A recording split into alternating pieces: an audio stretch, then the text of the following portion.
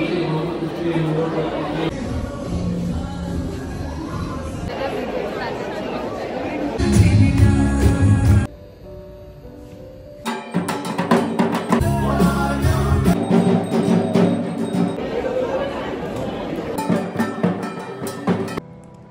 Everyone, সকলকে জানাই good morning. আজকে শনিবার আর সকাল এখন বাজে 7:30। এই যে এদিক থেকে সবে সূর্যটা উঠছে। তবে আজকে আমরা তাড়াতাড়ি ঘুম থেকে উঠে পড়েছি, কারণ আজকে আমাদের এখানে কিন্তু দুর্গাপুজো। আমাদের দেশে দুর্গাপুজো হয়ে গেছে, তবে এখানে যেহেতু ছুটির দিনগুলোতেই দুর্গাপুজো বা অন্যান্য যে কোনো পুজো পার্বণ সেলিব্রেট হয়, আজকে শনিবার এবং কালকে রবিবার, এই দুদিন আমাদের এখানে কিন্তু দুর্গাপুজো। তো সকাল সকাল উঠেই স্নান তো করে নিয়েছি, আর আজকে আর সকালে কিছু খাবো না, যেহেতু অষ্টমীর অঞ্জলি রয়েছে সকাল 11:30 থেকে। তো সেই কারণে একেবারে অঞ্জলি দিয়ে ওখানে গিয়েই ভেবেছি খাওয়া দাওয়াটা করব। সবটাই আপনাদের সাথে শেয়ার করব, ভিডিওটা দেখতে থাকুন। আশা করি আজকের ভিডিওটা আপনাদের খুব ভালো লাগবে। আস্তে আস্তে এখানে কিন্তু উইন্টার চলেই আসছে, সেই কারণে সকালটা কিন্তু এখন বেশ দেরি করেই হয়। এত সকালে কোনোদিনই বাইরে আসা হয় না, তবে আজকে এসে কিন্তু বাইরের পরিবেশটা বেশ ভালো লাগছে। না তবে বেশিক্ষণ থাকা যাবে না, ওদিকে আবার রেডিও হতে হবে। চলুন যাই। তো আমি এখন একদম রেডি, আর অভিজিৎ রেডি হচ্ছে, ওর হয়ে গেলেই আমরা বেরিয়ে যাব। আমি আজকে এই লাল শাড়িটা পরেছি, অনেক দিন পরে আজকে শাড়ি পরলাম। তার থেকেও বড় কথা, এই শাড়িটা কিন্তু একদম নতুন, আগের বছর পুজোতে পরবো বলে কিনেছিলাম, তবে আগের বছর আর পরা হয়নি, তাই ভাবলাম এবছরই পরি। বাঙালির দুর্গা পুজো মানেই শাড়ি আর পাঞ্জাবি। তবে আজকে অভিজিৎ পাঞ্জাবি পরেনি, ও বলেছে কালকে পাঞ্জাবি পরবে, কিন্তু আমার তো দুদিনই শাড়ি। আপনারা অবশ্যই কমেন্টে জানাবেন আমাকে কেমন লাগছে। এই যে আমরা দুজনেই রেডি হয়ে গেছি, ফাইনালি অভিজিৎকে পাঞ্জাবি পরানোর জন্য রাজি করাতে পেরেছি। তো দুজনেই আজকে লাল লাল একদম ম্যাচিং করে। চলুন তাহলে তাড়াতাড়ি পূজা মণ্ডপে যাই, দেখা হবে আবার ওখানে গিয়ে। আমাদের এই অস্টিনে তো অনেকগুলো বাঙালি গ্রুপ আছে, এমনকি বাংলাদেশি গ্রুপও আছে। তো এক এক জায়গায় এক এক দিনে পুজো হচ্ছে। আজকে এই সপ্তাহে কিন্তু আমার যতদূর জানা আছে 2টো জায়গাতে পুজো হচ্ছে, তার মধ্যে আমরা একটিতে যাচ্ছি। আর এখানে পুজোতে যেতে গেলে কিন্তু আলাদা করে সারা দিনের পাস নিতে হয়, মানে আপনাকে টিকিট কেটে তারপরে পুজোতে যেতে হয়। এই যে আমরা চলে এসেছি। আমাদের এই পুজোটা হচ্ছে বার্নেট মিডল স্কুলে, আর এখানে এসেই প্রথমে কিন্তু রেজিস্ট্রেশন করতে হবে। অভিজিৎ ওদিকে রেজিস্ট্রেশন করছে, আমি এদিকে একটু আজকে লাঞ্চের মেনুটা দেখে নিচ্ছিলাম।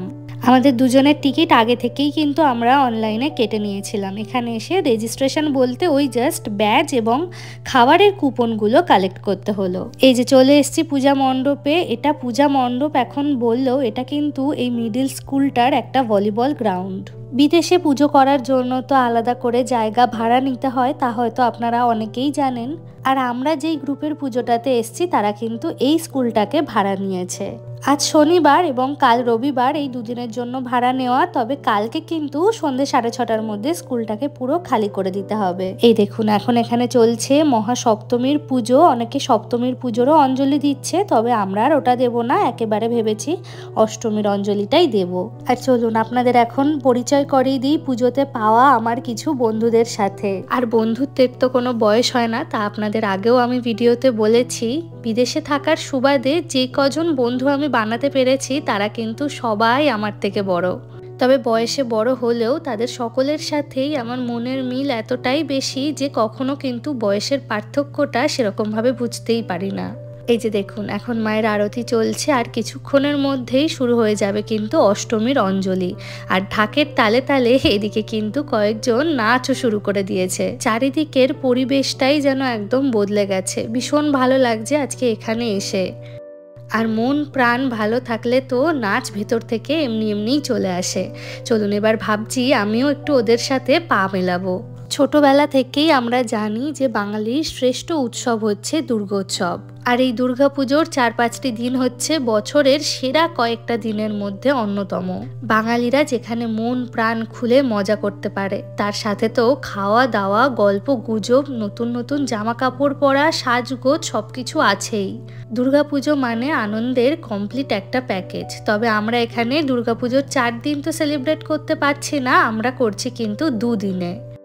তবে এই দুদিন হলেও এই দুদিনেই কিন্তু অনেক সুন্দর মেমোরিজ বানাতে হবে, সেই আশা নিয়েই কিন্তু এবারের পুজোতে আসা। ওদিকে ঢাক কাসর ঘন্টা বাজছে আর এদিকে আমরা আমাদের মতো করে নাচ করছি, যে যেমন পাচ্ছে সে তেমনভাবে নাচছে। ওদিকে ছেলেদের একটা গ্রুপেও কিন্তু ঢাকের তালে তালে নাচ চলছে। এখানে আমাকে অভিজিৎ ভিডিওটা করে দিচ্ছে, ও তো প্রচণ্ড লাজুক। আপনারা আশা করি এতদিন আমার ভিডিও দেখে বুঝেই গেছেন যে এই ধরনের সোশ্যাল গ্যাদারিংয়ে ওর মিশতে কিন্তু একটু সময় লাগে। দাঁড়ান, এখন তো এখানে অনেকটাই ভিড়, একটু ভিড়টা খালি হোক, তারপর আপনাদেরকে ভালোভাবে মায়ের প্রতিমা দর্শন করাবো। দুর্গাপুজো উপলক্ষে এখানে 3-4টি জামা কাপড় এবং জুয়েলারিজের স্টলও বসেছে, তার মধ্যে থেকেই একটাতে আমি এসছি এবং এখানে ভীষণ সুন্দর সুন্দর কিন্তু শাড়ির কালেকশন রয়েছে। আমি দেখছিলাম যদি কিছু পছন্দ হয়। এই লাল রঙের শাড়িটা আমার ভীষণ পছন্দ হয়েছে, এটা একটা মসলিন জামদানি। আমি যেহেতু শাড়ি পরতে ভীষণ ভালোবাসি, শাড়ি নিয়ে আমার কিন্তু বেশ মোটামুটি আইডিয়া আছে। তো এই শাড়িগুলোর দাম কেমন কি হয় সেটা আমি জানি, ভেবেছিলাম তার থেকে যদি একটু কম বেশি হয় তাহলে নেব, তবে দাম দেখলাম যে অনেকখানি বেশি, সেই কারণে আর নিলাম না।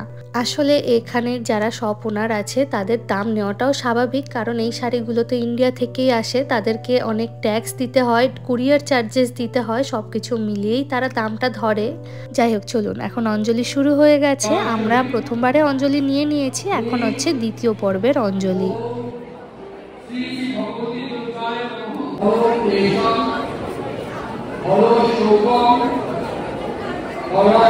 অঞ্জলি শেষে আমরা এখন এসেছি প্রসাদের লাইনে প্রসাদ নেওয়ার জন্য। আর এই প্রসাদটা খেতে এত সুন্দর হয়েছিল, ভীষণ ভালো লেগেছে। তবে এর পরপরই কিন্তু লাঞ্চ দেওয়া শুরু হয়ে গেছিলো, সেই কারণে আমরা খুব বেশি আর খেতে পারিনি। এই দধি কর্মাটা খেতে ভীষণ সুন্দর হয়েছিল। আমি এমনিতে দধি কর্মা খেতে ভীষণ ভালোবাসি, তবে এইখানকার দধি কর্মার স্বাদই যেন হয়েছে অন্যরকম। এখন আমরা চলে এসেছি লাঞ্চের জন্য, আর এদিকে লাঞ্চ দেওয়া অনেকক্ষণ আগে শুরু হয়ে গেছে। আমরা প্রসাদের লাইনে দাঁড়িয়েছিলাম বলে আমাদের একটু লেট হলো, আমরা একদম শেষ ব্যাচে কিন্তু আজকে লাঞ্চ করতে বসেছি।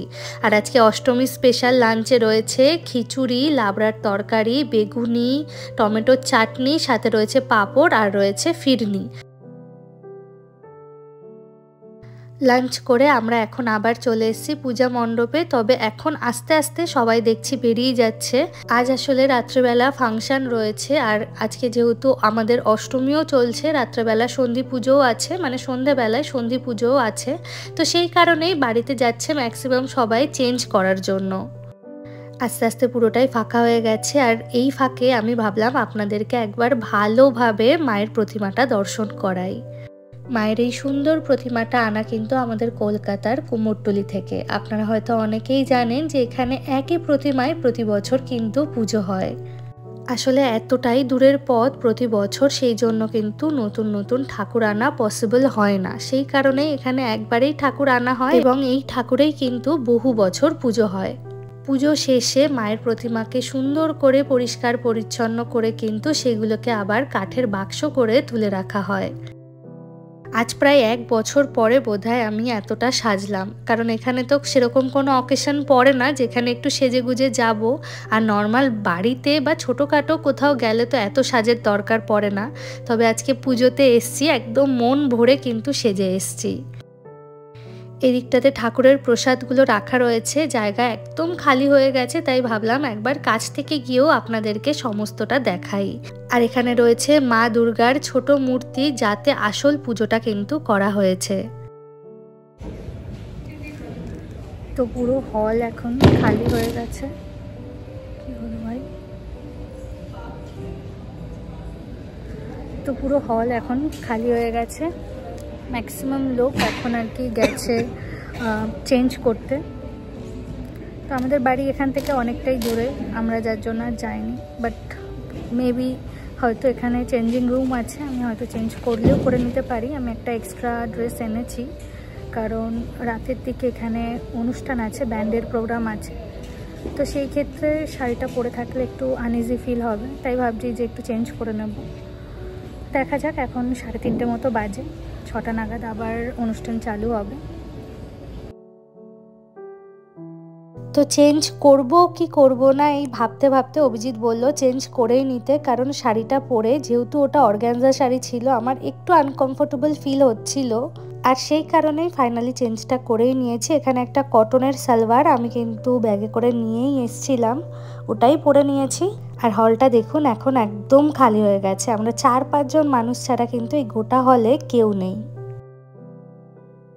আর বিকেল এখন বাজে ওই 6:30 মতো, শুরু হয়েছে আমাদের অষ্টমীর সন্ধি পুজো। একটা পুরো গ্রুপ দেখছি কালো রঙের পোশাক পরে এসছে, হয়তো ওনাদের আগে থেকেই প্ল্যান ছিল, তবে কোইন্সিডেন্টালি আমিও কিন্তু কালো রঙের পোশাকই পরেছি। তবে আমার সালোয়ারটা পুরোটা কালো যদিও নয়, সাদার মধ্যে কালো সুতোর কাজ করা। এখানে কিন্তু সকলে পুজোর জোগাড় যন্ত্র করতে গিয়ে একদম ব্যস্ত হয়ে পড়েছে।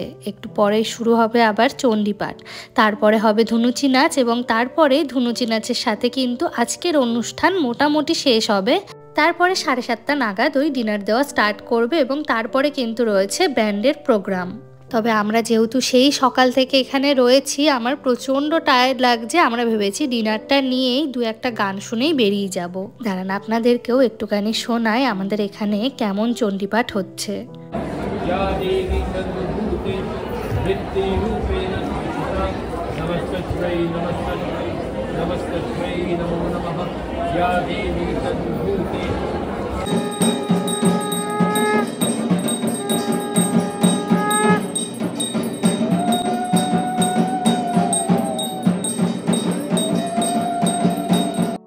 এই যে এখন এখানে হচ্ছে সন্ধ্যা আরতি, আপনাদেরকে ভালো করে দাঁড়ান ভিডিওটা একবার দেখাই। এখানে অভিজিৎ আমাকে একটু ভিডিও নিয়ে দিচ্ছিল। এই বছরে কিন্তু আমার আমেরিকাতে কাটানো প্রথম দুর্গাপুজো, এবং এই বছরই শেষ দুর্গাপুজো কাটানো আমেরিকাতে। এর পরের বছর থেকে তো আশা করি আমাদের নিজেদের দেশেই দুর্গাপুজোটা কাটাতে পারবো। যতই যেখানেই থাকি পুজোর কটা দিন নিজের বাড়িতে নিজের বন্ধু বান্ধবদের সাথে না কাটাতে পারলে কিন্তু মনটা ভীষণই খারাপ করে। এ দেখুন কথা বলতে বলতে এখানে কিন্তু নাচও শুরু হয়ে গেছে। দেখতেই পাচ্ছেন যে বেশিরভাগ জনই কিন্তু আজকে ব্ল্যাকটা পরে এসছে। কি ভালো লাগছে দেখুন, সবাই কি সুন্দর এক তালে কিন্তু তাল মিলিয়ে নাচ করছে। ওদিকে ছেলেদের দলেও কিন্তু বেশ সুন্দর নাচ হচ্ছে। দাঁড়ান একটিবার ওই দিকটাও দেখাই। ওদিকে ডিনার দেওয়া অলরেডি শুরু হয়ে গেছে, না এবার ওই দিকটাতেও যেতে হবে, না হলে শেষে গেলে কিন্তু অনেক লাইন পড়ে যাবে। একটু আগেই আপনাদের বললাম যে আজ আমাদের এখানে ব্যান্ডের প্রোগ্রাম আছে। কলকাতা থেকে আসছে সারেগামাপার উজ্জয়িনী এবং দীপায়ন। উজ্জয়িনীর গান আমি টুকটাক শুনেছি, তবে দীপায়নের গান আমি আগে শুনিনি, আজ প্রথম শুনবো। আর এই যে শেষের দিকে একটা সিট নিয়ে আমরা বসে পড়েছি। সামনের দিকে বেশি বসিনি, কারণ প্রচণ্ড জানেন তো ওখানে বক্সের আওয়াজটা হচ্ছে। শেষের দিকটায় মানে যতক্ষণ না পর্যন্ত প্রোগ্রাম শুরু হয়েছে অভিজিৎ প্রচণ্ড বোর হচ্ছিল, ও ফোন নিয়ে ওর মতো কিন্তু অফিসের কাজকর্ম শুরু করে দিয়েছে। আর এই যে প্রোগ্রাম অলমোস্ট শুরু হতে চলেছে। আমরা প্রথমে ভেবেছিলাম 1-2 গান শুনেই মোটামুটি 8টা নাগাদ বেরিয়ে পড়ব, তবে এত ভালো গান করছে, মানে উজ্জয়িনী আর দীপায়ন দুজনেই এত ভালো গান করেছে জানেন, প্রোগ্রাম ছেড়ে আসতেই পারিনি। আমাদের বেরোতে বেরোতে প্রায় ওই 9:30 বেজে গেছে। এই যে এখন উজ্জয়িনী স্টেজে উঠেছে, আর ওর অসুর সিনেমার একটি গান রয়েছে, সেই গানটা দিয়েই কিন্তু প্রোগ্রামটা শুরু করেছে। কপিরাইটের জন্য গানের ভয়েস বা মিউজিক কোনোটাই কিন্তু আমি ভিডিওতে দিতে পারলাম না, তবে এই গানগুলো ছোট ছোট আকারে আমি আমার ফেসবুক প্রোফাইল থেকে কিন্তু শেয়ার করে দিয়েছি। আপনারা অবশ্যই কমেন্টে জানাবেন ভিডিওটা আপনাদের কেমন লাগছে দেখতে। নীল পাঞ্জাবি পরে স্টেজের সামনে যাকে নাচতে দেখছেন তিনি হলেন অনির্বাণদা। ভীষণ মজার মানুষ, আমাদের আজকেই পরিচয় হয়েছে অনির্বাণদার সাথে। আজ এখানে অনেকের সাথে নতুনভাবে পরিচয় হয়েছে, তবে আমরা যেহেতু আর কয়েকদিন পরেই নিজেদের দেশে ফিরে যাব, সেই কারণে কারোর সাথে বন্ধুত্ব করতে গেলেও এখন কোথাও যেন একটা বাদ খাচ্ছে। আর তো 4 থেকে 5 মাস তারপরেই আমরা ফিরে যাব আমাদের নিজেদের দেশে, এবং ওখানে গিয়ে নতুন জায়গায় আবার কিন্তু নতুন নতুন বন্ধু হবে। প্রোগ্রাম যে কতটা এনার্জেটিক হয়েছে আর ওদের গান যে কতটা ভালো হয়েছে আশা করি এই ক্রাউডটা দেখেই আপনারা বুঝতে পারছেন। রাতের এখন বাজে অলমোস্ট 9:30, আমরা বেরিয়ে গেছি। আর খুব বেশি দেরি করব না, হয়তো 10টা অবধি প্রোগ্রাম হবে, তবে কাল আমাদের যেহেতু সকাল সকাল আবারও এখানে আসতে হবে, সেই কারণেই আজ আর বেশি লেট করলাম না। এমনিতেও প্রচণ্ড টায়ার্ড হয়ে গেছি, আর এখানে আমরা ক্যাব বুক করে ক্যাবের জন্য কিন্তু ওয়েট করছি। চলুন তাহলে একেবারে কিন্তু বাড়িতে গিয়ে আপনাদের সাথে দেখা হচ্ছে। তো এই জাস্ট আমরা বাড়িতে ঢুকলাম, এখন বাজে প্রায় রাত্রি 10টা। আর খাবার তো আমরা নিয়ে এসেছি, আজকে ডিনার করে শুয়ে পড়ব। আজকে আর অন্য কোনো কিছু করার এনার্জি নেই। কালকে আবার দশমী রয়েছে, মানে নবমী দশমী একসাথেই, দশমীর সিঁদুর খেলা সব কিছুই রয়েছে। তবে কালকে অনুষ্ঠান ওই 6টা নাগাদ শেষ হয়ে যাবে। আজকে প্রচণ্ড টায়ার্ড হয়ে গেছি। করি আজকের ভিডিওটা আপনাদের খুব ভালো লেগেছে। আপনারা অবশ্যই কমেন্ট করে জানাবেন ভিডিওটা কেমন লাগলো, আর সব কিছু কেমন লাগলো অবশ্যই কমেন্টে জানাবেন। আজকের ভিডিওটা এখানেই শেষ করছি। দেখা হবে আবার কালকের ব্লগে, মানে নবমী দশমীর ব্লগে। ততক্ষণের জন্য সকলকে জানাই বাই।